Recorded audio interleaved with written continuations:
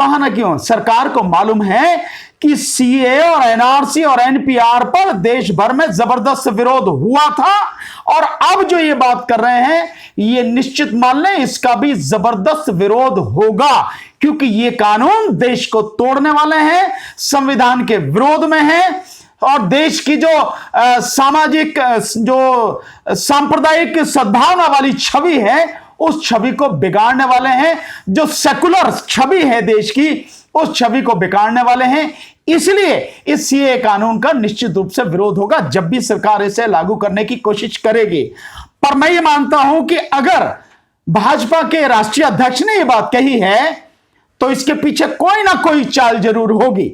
बिना किसी वजह से, बिना किसी चाल के, बिना किसी रणनीति के यह बात भाजपा के अध्यक्ष द्वारा कही नहीं गई है। अगर यह लागू होता है तो हमने जिस तरह से आंदोलन किया सबने मिलके, हमें उसी तरह से पूरे लोकतांत्रिक तरीके से, प्रजातांत्रिक तरीके से, संविधान के द्वारा प्रदत्त सीमाओं और अधिकार के तहत रहते हुए हम सबको पूरी तरह से इकट्ठे होकर, मिलजुल कर, कदम से कदम और कंधे से कंधा मिला के एकजुट होकर इस आंदोलन का पुरजोर जैसे पहले किया था उससे भी जबरदस्त तरीके से विरोध करना है। पीछे न तब हटे थे, न पीछे अब हटेंगे और न ही आगे भी कभी पीछे हटेंगे। पूरी ताकत के साथ इसका विरोध करेंगे और इस कानून को किसी हालत में लागू नहीं होने देंगे। यही मेरा जनता को संदेश है कि अगर ऐसी बात होती है तैयार रहिए, जब जरूरत होगी हम सबको निकल के सड़क पर आना है, जन आंदोलन बनाना है और किसी भी हालत में ऐसे कानूनों को लागू नहीं होने देना है। सर, बीजेपी के जो अध्यक्ष हैं जेपी नड्डा जी, वो पश्चिम बंगाल में एक रैली को संबोधित करते हुए उन्होंने ऐलान किया है कि जल्द ही लागू कर देंगे सीएए, क्योंकि वो बता रहे हैं और जनता का संबोधित करते हुए कह रहे थे कि कोरोना की वजह से इस काम को रोक दिया गया था, लेकिन इसका मतलब ये नहीं है कि लागू नहीं होगा, पूरी तरीके से लागू करेंगे इसको। कोरोना की वजह से नहीं, जो आंदोलन देश भर में हुआ सीएए, एनपीआर और एनआरसी के विरोध में, उस जन आंदोलन से डर के रोका गया था। कोरोना के तो बहाना है। अगर ये कोरोना ही केवल कारण होता उसके नियम न बनने का या उसके रोकने का, तो बताएंगे कि जो बाकी और काम कोरोना काल में सरकार ने किए हैं, सरकार ने पार्लियामेंट का सत्र भी चलाया। उस 10 दिन के सत्र में तकरीबन 22-23 जो हैं, जो एक्ट हैं, संशोधन हैं, वो भी पास किए, जिनमें बहुत ही विवादित और काले कानून के रूप में इस समय कुख्यात 3 कृषि बिल जो हैं वो भी पास किए गए, कृषि कानून भी पास किए गए। तो ये कोरोना तो बहाना है और इसमें जो है आप देखेंगे कोरोना काल में ही इस सरकार ने इस देश को एक एक करके बेचा भी है और लगातार बेच भी रही है, सारे काम कर रही है। तो इसका बहाना क्यों? सरकार को मालूम है कि सीए और एनआरसी और एनपीआर पर देश भर में जबरदस्त विरोध हुआ था और अब जो ये बात कर रहे हैं ये निश्चित मान लें इसका भी जबरदस्त विरोध होगा, क्योंकि ये कानून देश को तोड़ने वाले हैं, संविधान के विरोध में है और देश की जो सामाजिक जो सांप्रदायिक सद्भावना वाली छवि है उस छवि को बिगाड़ने वाले हैं। जो सेकुलर छवि है देश की उस छवि को बिगाड़ने वाले हैं।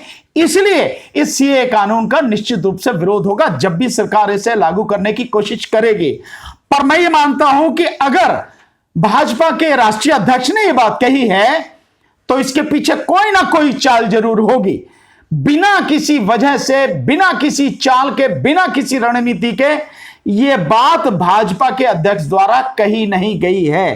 कोई ना कोई चाल जरूर है। पर मैं आपको यहां बिल्कुल क्लियर कर देना चाहता हूं कि यह जो कानून है सीए, एनपीआर और एनआरसी, यह कानून देश को बांटने वाला है, देश की जो धर्मनिरपेक्ष छवि है उसको खत्म करने वाला है, भेदभावपूर्ण है और भारत के जो एक तरह से आप मूल निवासी उन्हें कह सकते हैं मुस्लिम समाज, उसको अपमानित करने वाला, उसको अलग थलग करने वाला है ये कानून।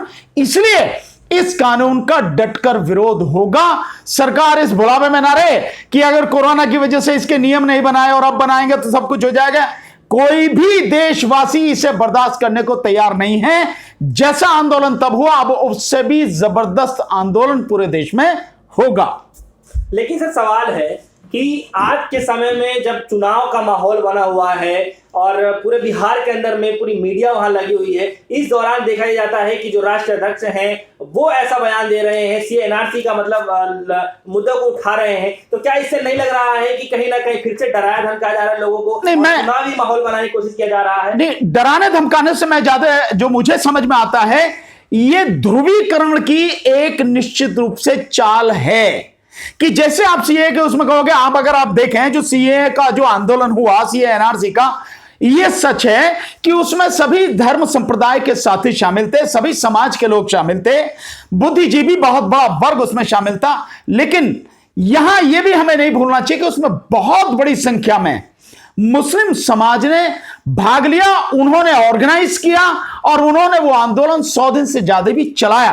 तो बहुत बड़ी जो संख्या थी वो मुस्लिम समाज की थी। इसलिए इसको ये कह के कि भाई ये देखो फिर हमने ये कर रहे हैं, और ये हिंदू मुस्लिम वाली स्थिति लाके हिंदू और मुस्लिम में ध्रुवीकरण की जो चाल बीजेपी की हमेशा रही है, उसी के तहत कहीं ना कहीं ये सुर्रा छोड़ा गया है कि लोग इसको लेके थोड़ा सा फिर आवाज उठाने लगे, उग्र होने लगे, और देन उसके बाद में फिर ये आने लगे, देखा ये किस तरह से कर रहे हैं, ये मुस्लिम जो है यही इस देश को बांटने की कोशिश कर रहे हैं, और हिंदू मुस्लिम जो है करके और बिहार का जो चुनाव है उसे जीतने की कोशिश ये सरकार कर सकती है। ध्रुवीकरण की राजनीति का एक ये हिस्सा हो सकता है। पश्चिम बंगाल में क्यों बोला इन्होंने, नड्डा जी ने जाके? देखिए पश्चिम बंगाल में इसलिए बोला, मैं आपको बताता हूं, बिहार में इस समय चुनाव है और यह आंदोलन बिहार में बहुत जबरदस्त तरीके से चला था। हमने तो पूरा कवर किया, हमने तो देखा है, हमने तो पार्टिसिपेट किया उसमें। तो वहां पर अकेले एक शहर में अगर हम किशनगंज जिले की बात कहें तो किशनगंज जिले में ही कम से कम 17-18 जगह पर यह आंदोलन और इससे भी ज्यादा जगह पर हो रहा था। अगर हम बात करें बेगूसराय की, बेगूसराय में ही यह 20 जगह पर हो रहा था। तो इस तरह से पूरे बिहार में ही 300-400 जगह पर हो रहा था। और इसी तरह से पश्चिम बंगाल में न केवल कैलकाटा में बल्कि और बड़े भागों में भी बहुत जबरदस्त तरीके से हो रहा था। और कैलकाटा में तो जैसे शाहीन बाग यहां दिल्ली में था, इसी तरह से बहुत बड़ा जो आंदोलन वहां पे भी एक शाहीन बाग बना रखा था, उसमें वहां पे आंदोलन लगातार हो रहा था। इसलिए जानबूझकर, और अगले साल वहां पे चुनाव भी होने वाले हैं। जो पश्चिम बंगाल है, पश्चिम बंगाल में विधानसभा के चुनाव अगले साल होने हैं, इसलिए ये बहुत सोच समझ के ये बात कही गई है। मैं इसलिए कह रहा हूं, अकारण नहीं है, कोई ना कोई इसके पीछे कारण है कि सीए और एनपी और एनआरसी को इस समय उखाड़ा जाए, इस समय इसको उंगली लगाई जाए। लेकिन वो नड्डा जी तो कह रहे हैं कि ये सीए कानून अवश्य ही लागू होगा, जरूर होगा। नहीं, उनसे ये पूछो कि अब यहां जो है मतलब मुट्ठी बांध के आप जो तन रहे हो, यहां आप बड़ी ताकत दिखा रहे हो, अब से पहले कितने रोका तुम्हें? कर लेते ना। अगर तुम में इतना ही दम है, सरकार में इतना ही कलेजा है, 56 इंच का कलेजा है, तो अब से पहले लागू क्यों नहीं किया? बस सरकार तुम्हारी पास तुमने करा लिया, राष्ट्रपति के साइन हो गए, सब कुछ हो गया, तो बना क्यों नहीं लिया नियम, लागू क्यों नहीं कर दिया? निश्चित रूप से सरकार को मालूम है कि जो प्रतिक्रिया हुई थी उस कानून के विरोध में, और जिस तरह से यूनिवर्सिटीज के जो बच्चे हैं, चाहे वो जेएनयू के हों, चाहे एएमयू के हों, चाहे जामिया के हों, और पूरे देश भर में जितनी भी जगह, चाहे जादूपर यूनिवर्सिटी हो, कहीं भी अगर आप देखें जबरदस्त तरीके से आंदोलन हुआ था। आम जनता और विशेषकर महिलाओं ने जो मोर्चा संभाला, मुस्लिम समाज की महिलाओं ने जो मोर्चा संभाला, वो उसके लिए मैं समझता हूं तारीफ करने के लिए शब्द मेरे पास नहीं है। इतना जबरदस्त आंदोलन मुस्लिम समाज की बहनों ने, माताओं ने और बच्चियों ने मजबूती के साथ में किया। तो सरकार को मालूम है कि यह आंदोलन बिना किसी की प्रेरणा के, बिना किसी की लीडरशिप के जनता द्वारा किया गया, विशेषकर महिलाओं द्वारा इतना जबरदस्त तरीके से चला। और अगर यह कोरोना की बात नहीं होती तो वो आंदोलन अब तक भी चल रहा होता, किसी हालत में बंद नहीं होता, और अब तक तो मैं समझता हूं सरकार को उखाड़ के फेंक देने वाली स्थिति भी हो चुकी होती। यहां तक वो आंदोलन पहुंचने वाला था। पर कोई बात नहीं, अगर हिम्मत है करके दिखाओ ना, आपको पता लग जाएगी यहां से कि होगा, बिल्कुल लागू होकर रहेगा, और यह होना ही है। कहने की क्या जरूरत है, ढोल की पीटे, हिम्मत है तुम्हारी, लागू करो ना, उसे पता लग जाएगी तुम्हारी औकात क्या है। लेकिन नड्डा जी वहां पश्चिम बंगाल में जाकर बोल रहे हैं सीए के बारे में, बिहार में चुनाव हुआ पे जाके क्यों नहीं बोल रहे हो? दूर की, देखिए बहुत दूर की, क्योंकि बिहार में डायरेक्टली वो करेंगे तो थोड़ा सा अलग बात हो सकती है। इसलिए हो सकता है कि भाई जब ये बात कही जाएगी, ये जबरदस्ती माहौल बिगाड़ने की कोशिश कर रहे हैं और इसको जो एक धार्मिक रूप दे रहे हैं, तो ये सारी चीज हो सकती है। इसलिए एक तीर से दो निशाने करने की जो रणनीति इनकी रहती है, वही एक कोशिश है। अगले साल वहां चुनाव है, यहां चुनाव इस समय हो रहा है, इसी समय यह बोला गया है, क्योंकि मुस्लिम समाज ने जिस तरह से आंदोलन किया उसको टारगेट करके, ताकि यह हिंदू मुस्लिम हो जाए। अगर ये लागू होता है तो जनता के लिए आप क्या कहेंगे? मेरा बहुत सीधा सा है, अगर ये लागू होता है तो हमने जिस तरह से आंदोलन किया सबने मिलके, हमें उसी तरह से पूरे लोकतांत्रिक तरीके से, प्रजातांत्रिक तरीके से, संविधान के द्वारा प्रदत्त सीमाओं और अधिकार के तहत रहते हुए हम सबको पूरी तरह से इकट्ठे होकर, मिलजुल कर, कदम से कदम और कंधे से कंधा मिला के एकजुट होकर इस आंदोलन का पुरजोर, जैसे पहले किया था उससे भी जबरदस्त तरीके से विरोध करना है। पीछे न तब हटे थे, न पीछे अब हटेंगे, और न ही आगे भी कभी पीछे हटेंगे।